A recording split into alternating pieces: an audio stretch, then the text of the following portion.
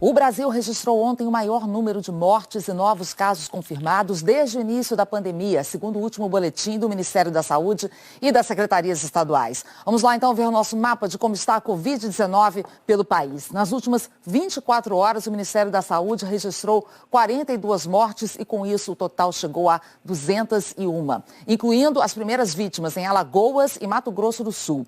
Depois desse boletim do Ministério, o governo da Paraíba confirmou a primeira morte e a Secretaria do Rio Grande do Norte também informou a segunda morte no estado de um jovem de 23 anos, levando o total no país para 203 mortes em 18 estados e no Distrito Federal. O Ministério da Saúde também detalhou o perfil das vítimas. 89% delas tinham mais de 60 anos de idade e 84% já tinham pelo menos um problema de saúde anterior. O número de casos também deu um salto em 24 horas, foram mais de 1.100 num único dia. Nas contas do Ministério, já são mais de 5.717 casos e como as secretarias estaduais computaram mais de 95, o total passa então para 5.812 casos. Lembrando que esse número pode ser ainda maior, já que os testes para novos exames têm sido insuficientes. Muitos resultados estão atrasados. Foi o maior registro de mortes num dia também no estado de São Paulo. A Secretaria Estadual de Saúde informou que isso não significa que as 23 mortes tenham ocorrido em 24 horas. É que os números se baseiam na liberação dos resultados. E a fila de espera pelos testes só aumenta. Vamos até lá falar com o Rodrigo Bocardi. Rodrigo, bom dia. Hoje começa a funcionar um hospital de campanha aí em São Paulo, né? Que outras novidades se tem aí no combate à pandemia? Oi, Ana. Um bom dia para você, um bom dia a todos. A partir de hoje, 100 hospitais públicos estarão reunidos numa junta médica pela internet. Especialistas do Hospital das Clínicas, que é ligado à Faculdade de Medicina da USP, vão responder às dúvidas que surgem para os médicos que estão na linha de frente. A gente vai agora às informações sobre o Hospital de Campanha do Pacaembu, ao vivo com o repórter Filipe Mancuso. Ele atualiza para a gente a situação lá com a abertura prevista para hoje, não é? Bom dia. Oi, Rodrigo, bom dia para você, bom dia a todos. Foram 10 dias de obras, né? A Prefeitura, então, a partir de hoje, entrega esse espaço para a organização social do Hospital Albert Einstein. Serão 200 leitos para atender pacientes de baixa e de média complexidade. 8 desses 200 leitos vão ter respiradores para caso aí alguns pacientes tenham um agravamento no quadro de saúde. A expectativa inicial, tanto da Prefeitura quanto do Albert Einstein, é que os pacientes fiquem aqui internados de 10 a 14 dias, que é mais ou menos o tempo da quarentena. Agora, é muito importante que a gente frise uma informação. Esse é um hospital de portas fechadas. Por que é um hospital de portas fechadas? Porque ele só vai atender pacientes transferidos de hospitais da rede pública municipal.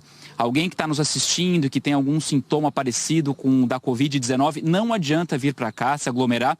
Não vai ter esse tipo de atendimento por aqui.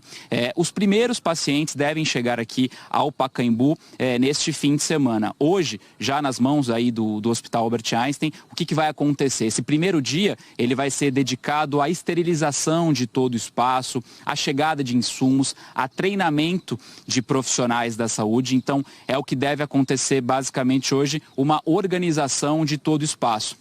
É importante que a gente lembre, Rodrigo, que aqui são 200 leitos e aqui perto, no complexo do AMB, vão ser mais 1.800 leitos também de baixa e de média complexidade. Com você. Obrigado, Filipe Mancuso. O estado de São Paulo já tem 136 mortes confirmadas por Covid-19 e cerca de 14 mil exames ainda estão na fila, esperando pelo resultado. A sargento Magali Garcia, de 46 anos, foi a primeira baixa da Polícia Militar em São Paulo. Ela morreu com Covid-19 2 dias depois de se sentir mal. A sargento era ex-fumante, mas não tinha histórico de problemas de saúde. Os policiais da equipe dela foram colocados em quarentena. Hoje a proteção da tropa é prioridade da Polícia Militar, é prioridade do comando da Polícia Militar, até porque os nossos policiais estão muito expostos. O avanço da doença também aumenta os riscos para quem está na linha de frente nos hospitais públicos e particulares.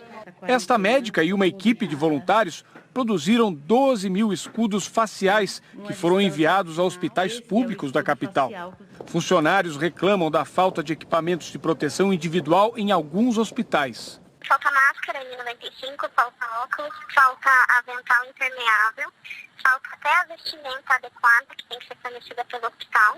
O secretário estadual da Saúde, José Henrique German, disse que os estoques de EPIs estão completos. Nós fizemos durante a semana uma compra bastante significativa e recebemos também do Ministério da Saúde um pouco mais de EPIs.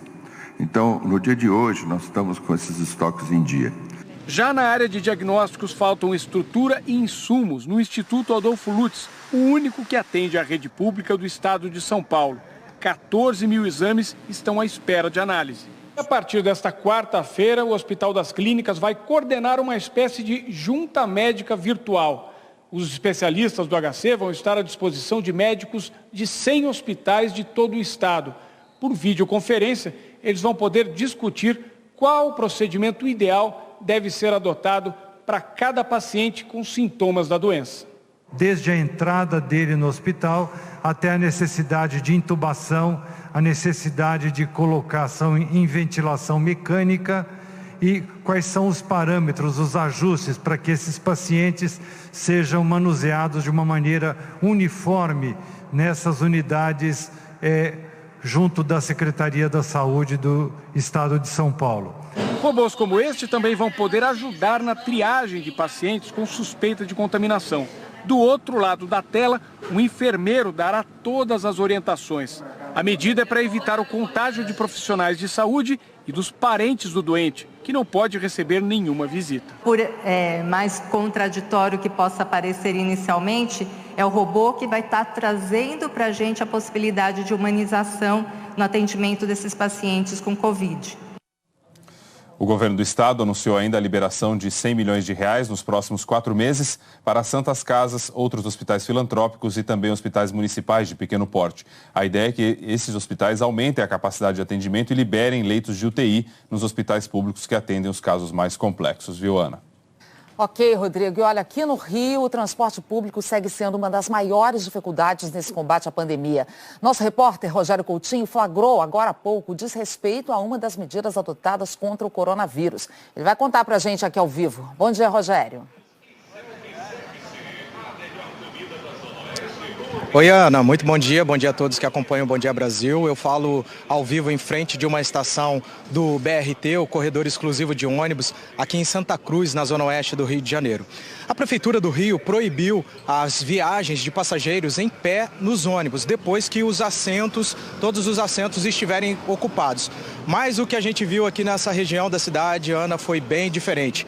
A gente vai ver aí nas imagens que, além das aglomerações na entrada de uma estação, vários ônibus passavam bem cheios e com pessoas viajando em pé, desrespeitando a determinação. O subsecretário de Transportes do Rio, Flávio Baracho, disse que a fiscalização está sendo feita, mas ele falou que não consegue evitar o embarque das pessoas ao longo das estações, nem retirar os passageiros que já embarcaram. As empresas de ônibus já receberam 133 multas. Em nota, o consórcio BRT reiterou que não há redução da frota em operação e que é essencial a conscientização dos passageiros e não forçar o acesso aos ônibus com os assentos ocupados. Bom, aqui no BRT tivemos esse flagrante de pessoas correndo risco de contaminação pela proximidade entre elas. Mas olha essa outra imagem na estação de trem em Duque de Caxias, na Baixada Fluminense. Pelo menos na plataforma, os passageiros parecem tentar manter uma distância maior, tentando se proteger da forma que podem. O transporte aqui no Rio é um desafio aqui no estado, que tem 708 casos confirmados e 24 mortes pelo coronavírus. E uma última notícia: a secretária municipal de saúde do Rio, Beatriz Busch, testou positivo pelo coronavírus. Ela está internada e o quadro de saúde dela é estável. Volto com você, Ana. Obrigada, Rogério. E o ministro da Saúde anunciou uma novidade no combate ao novo coronavírus. São ligações automáticas para milhões de brasileiros para monitorar sintomas e o caminho do vírus. Juliana Morrone, bom dia. Essa é mais uma estratégia para tentar evitar, enfim, que o vírus se espalhe para mais gente, né? É isso aí, Ana. Bom dia a você, bom dia a todos. Ana, é uma voz artificial, viu? Que não vai pedir doação, não vai pedir contribuição. Essa voz artificial vai reproduzir o que um médico faria, algumas perguntas, como se fosse uma consulta médica mesmo. As perguntas serão sobre o estado de saúde e as ligações vão se repetir ao longo do dia para monitorar a saúde das pessoas. O ministro da Saúde anunciou que uma central com um sistema automatizado vai começar a ligar hoje para 120 milhões de brasileiros para identificar casos suspeitos da doença. A ideia é mapear a velocidade de propagação do vírus e as áreas de maior risco de contaminação. Não se espantem se vocês receberem a ligação, é uma espécie de URA que vai fazer como se fosse uma consulta, te perguntando coisas, você vai respondendo, a voz artificial vai triando e ela começa ali a acompanhar, ela começa a dizer, posso te ligar daqui a 8 horas, 10 horas, 12 horas, é um sistema com inteligência artificial e a gente podemos ter algumas intempéries, alguns problemas, até poderemos ter, mas vamos sair com ele em campo, ele muito vai ajudar. Mandetta anunciou também a compra de mais de 200 milhões de equipamentos de proteção individual, os EPIs. Os produtos serão produzidos na China e entregues em até 30 dias.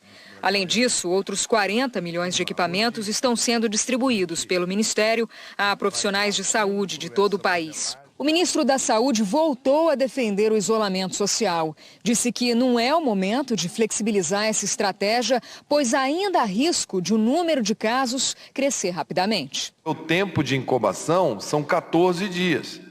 Muita coisa que está acontecendo hoje, caso que está acontecendo hoje, é reflexo de 14 dias atrás. E no momento, nós vamos fazer sim o máximo de distanciamento social, o máximo de permanência dentro das nossas residências de home working, para que a gente possa, chegando ao ponto de falar, estamos mais preparados e entendemos aonde vamos, aí a gente vai liberando e monitorando pela epidemiologia. Se acharmos que a atividade está muito alta, vai lá e diminui um pouco. Se acharmos que está tranquilo, deixa andar. Vai ser um trabalho de muita precisão para a gente poder movimentar. Os outros ministros presentes na coletiva foram questionados se apoiavam o isolamento social defendido pelo Ministério da Saúde.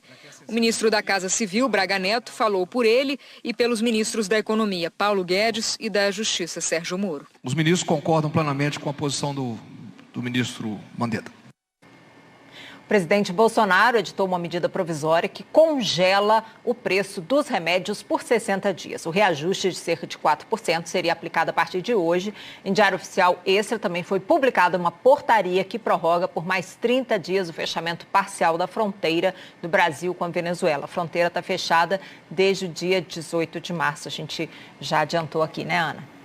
Juliana, o ministro do Supremo, Luiz Roberto Barroso, decidiu proibir a produção e circulação de qualquer nova campanha de publicidade do governo federal que estimule a volta da população às atividades normais. O ministro Barroso, inclusive, reafirmou a importância dessa política de isolamento determinada pelo Ministério da Saúde.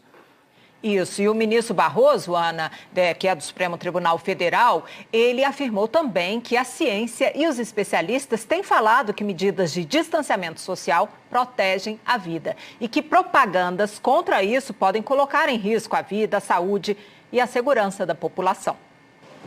O ministro atendeu a pedidos do Partido Rede Sustentabilidade e da Confederação Nacional dos Trabalhadores Metalúrgicos, apresentados ontem. As ações questionavam a publicidade chamada de "O Brasil não pode parar", que estimulou somente o isolamento de idosos e de pessoas que integram grupos de risco. O ministro Barroso determinou ainda que seja suspensa a contratação de empresas de publicidade para realizar campanhas com informações que não estejam de acordo com as recomendações do Ministério da Saúde. Essa decisão mostra aí um alinhamento com a política de isolamento defendida pelas autoridades da saúde, né, Ana? Isso no mundo todo, né, Juliana? Obrigada, até já. E em pronunciamento feito ontem à noite, o presidente Jair Bolsonaro mudou o tom com relação aos riscos do coronavírus. Disse que estamos diante do maior desafio da nossa geração e não defendeu o fim do isolamento social. Bolsonaro disse que é preciso ter cautela e precaução com todos, principalmente com os mais idosos e com quem tem doenças pré-existentes. Disse também estar preocupado com a manutenção dos empregos e afirmou que o remédio contra a pandemia não pode ser pior do que os efeitos que ela provocará. O presidente disse ainda que determinou ao ministro da Saúde que não poupe esforços, aumentando a capacidade da rede de saúde para o combate à pandemia, e que orientou o ministro da Economia a adotar medidas para proteger o emprego e a renda dos brasileiros. Por fim, agradeceu e ressaltou a importância da colaboração do Congresso, do Judiciário, dos governadores, prefeitos e da sociedade pela preservação da vida e dos empregos. Nas redes sociais, o ministro da Justiça, Sérgio Moro, parabenizou o presidente pelo pronunciamento que chamou de conciliador com isolamento e distanciamento social, acompanhado de medidas para proteger empresas, renda e emprego e para ampliação da estrutura de saúde. A ministra da Agricultura, Tereza Cristina, postou o vídeo com o pronunciamento de Bolsonaro e escreveu que juntos venceremos a luta contra o coronavírus. A ministra disse ainda que o setor agro do Brasil tem trabalhado para garantir o nosso alimento. A ministra da Mulher, Família e Direitos Humanos, Damares Alves, chamou de fantástica a fala de Bolsonaro e disse que o presidente pediu unidade na luta contra o vírus. E a secretária de Cultura, Regina Duarte, disse que considerou o pronunciamento excelente. Essa mudança de tom no discurso do presidente Jair Bolsonaro é assunto para o Gerson Camarote lá em Brasília. Camarote, bom dia para você. O presidente falou aí em salvar vidas sem deixar de lado a preocupação com o emprego, né? O que provocou essa mudança? Olha, bom dia, Ana, bom dia a todos. Primeiro, foi uma mudança positiva, foi uma mudança muito bem-vinda, porque ele faz essa conclamação pela unidade para combater esse desafio maior, que é essa pandemia do novo coronavírus. Olha, essa mudança ela não veio por acaso, já tem alguns dias que o presidente Jair Bolsonaro estava sendo aconselhado a mudar o tom, que até então ele estava insistindo na questão contrária ao isolamento social. Isso daí estava incomodando não só o ministro da Saúde, Luiz Henrique Mandetta, mas estava ganhando corpo essa posição contrária do presidente Jair Bolsonaro em vários outros setores do governo. Foi muito importante, por exemplo, integrantes da chamada ala militar do governo, esses auxiliares militares que estão ali no Palácio do Planalto, também em outros ministérios, aconselhando o presidente Jair Bolsonaro que não dava mais para ficar tensionando. Foi importante também, por exemplo, a gente está vendo manifestações de ministros que já estavam em ação. Então você teve ali a área jurídica do governo, agora a gente está vendo o próprio ministro Sérgio Moro elogiando a própria posição que a gente tinha visto nesses últimos dias da área econômica do governo, inclusive do ministro da Economia, Paulo Guedes. Então, havia um cinturão ali em torno do presidente Jair Bolsonaro por essa mudança de tom. Até então, ele estava ainda numa posição mais isolada junto àquele núcleo ideológico. E isso mudou a partir do momento em que ficou insustentável essa posição. Ana. A gente vem falando aqui muito nos últimos dias, né, Camarote, sobre essa divisão no governo, o Ministério da Saúde falando uma coisa, o presidente dizendo outra. Você diria que com esse discurso de ontem, com essa mudança de tom, finalmente o governo está afinado? Olha, sim, essa expectativa, isso ajuda muito. Por quê? Porque o governo estava indo numa direção, o presidente na outra, e isso estava dificultando as ações do governo.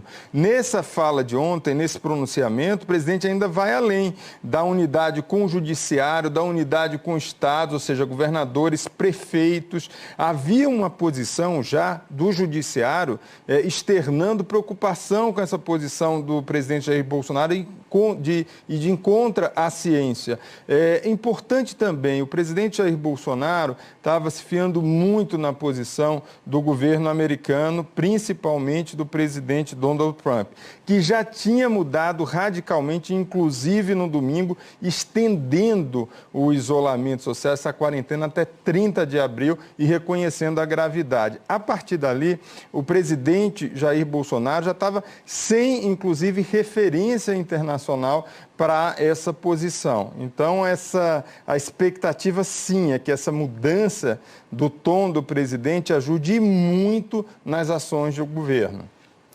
Ana. Vamos acompanhar, né, Camarote? Obrigada, viu? Até mais. Até mais. E a Câmara, ontem à noite, aprovou um projeto que autoriza estados e municípios a remanejarem recursos para a saúde. É mais dinheiro para o combate ao coronavírus, né, Juliana? Ana, e com essa decisão, governadores e prefeitos podem usar recursos de outras áreas da saúde para programas de combate à propagação da Covid-19. Esse dinheiro foi enviado pelo Ministério da Saúde em anos anteriores. Com o texto aprovado pelos deputados, a estimativa é que esses fundos somem cerca de 6 bilhões de reais. O texto segue agora para sanção presidencial. A Câmara concluiu a votação do projeto que restringe a exportação de itens de combate ao coronavírus enquanto durar a situação de emergência no país. Fica proibida a exportação dos seguintes produtos. Olha lá, luva, avental, óculos de proteção, gorro, máscara cirúrgica, ventilador pulmonar mecânico e circuitos, camas hospitalares e monitores multiparâmetro. O texto segue também para sanção presidencial. E a Câmara e o Senado reduziram prazo para aprovar medidas provisórias durante essa pandemia do novo coronavírus. Antes, as medidas provisórias deveriam ser aprovadas em até 120 dias. Agora, a votação tem que ser concluída em 16 dias. O texto foi publicado hoje no Diário Oficial. E o Senado aprovou também um projeto de lei que dispensa a apresentação de atestado médico para justificar a falta ao trabalho de pessoas infectadas por coronavírus ou que tiveram contato com doentes. O projeto agora vai para a sanção do presidente Bolsonaro. Informação importante aí sobre atestado médico, né, Ana? Verdade, Juliana, falando de outro projeto muito importante sobre aquele benefício de R$600 a ser pago para os trabalhadores informais, os primeiros a receber esse benefício vão ser os brasileiros já cadastrados no Bolsa Família. A expectativa é de que o pagamento saia na sexta-feira da semana que vem. Mas está faltando ainda saber como é que ficam, Juliana, os trabalhadores informais que não estão cadastrados em